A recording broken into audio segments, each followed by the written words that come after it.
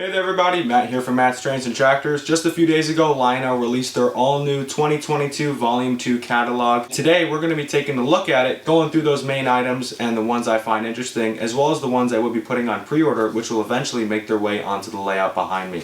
Without further ado, let's dive right into this catalog review. For those who have picked up their hard copy of the 2022 Volume 2 catalog, you'll know that not all of the items offered in this catalog are printed into the actual hard copy. Lionel blames this on their paper shortage, and we also did see this in their Volume 1 catalog from this year. But not to worry, there is always an online version available, so once we get to the end of the catalog's printed section, I will switch over to the online version. Let's open up the Volume 2 catalog.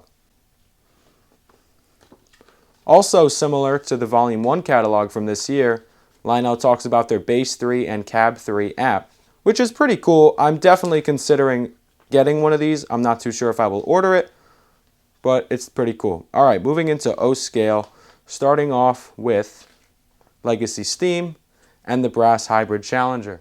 Similar to the 2021 Volume 2 catalog, another brass hybrid locomotive makes its way into the catalog. In Volume 2 of last year, there was Strasburg 90 in several different road names and road numbers, and here we have Union Pacific brass hybrid Challengers in several different road numbers, but most of them are in a Union Pacific paint scheme, and two of them are in a fantasy scheme. You have your Challenger scheme, and on the previous page there is the Greyhound scheme, which does look cool. I think it's really interesting how Lionel is incorporating some new type of build material. I'd like to see some more technology make their way into the market. You know, the 4-digit addressing didn't really do it for me. I felt like there was a lot of anticipation for that, but you know, it just didn't deliver. It was kind of a mystery until Lionel announced it in their Volume 1 catalog. So I would definitely like to see more technology make its way into some of these newer locomotives. And this is not a Vision Line locomotive, but it is running for the same price as the Vision Line 210-10-2, which was offered 1 year ago in the 2021 Volume 1 catalog.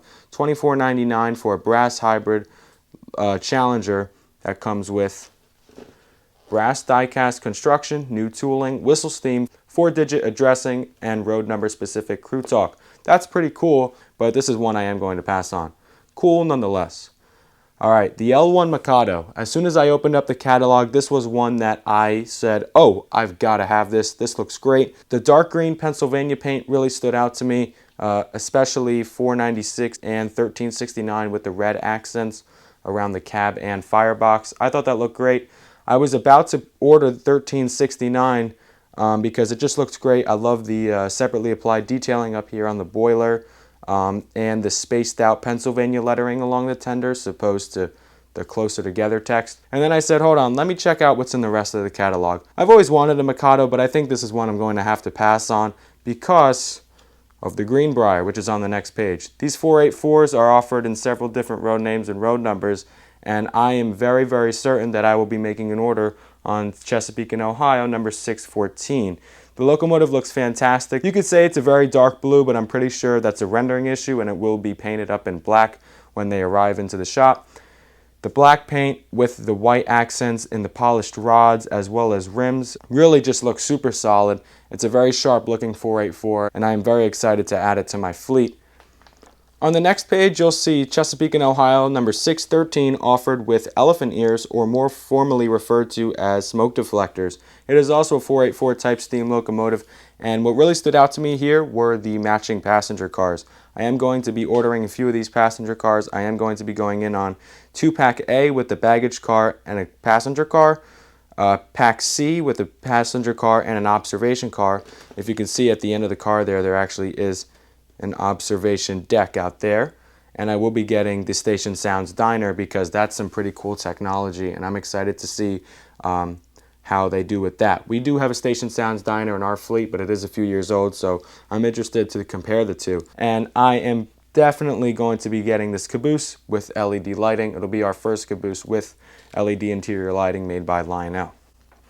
Moving on, we have the Creamsicle Greenbrier, as I've been referring to it. It's very light silver with orange. It kind of looks like a creamsicle ice cream. Pretty cool, but pretty ugly, if you ask me. Alright, moving on to Legacy Diesel. This section really was a letdown for me, but it's pretty cool to see what Lionel is offering. Starting off, we have SD40T-2s. None of these paint schemes really stood out to me. If there were a Norfolk Southern paint scheme in here, of course I would definitely go in on one. But what I did like was that Lionel is incorporating some more super bass into their locomotives. So you can get 2 powered units and 1 super bass unit to add some super bass sounds. I just picked up 2 SD45s, one a powered unit and one a super bass unit.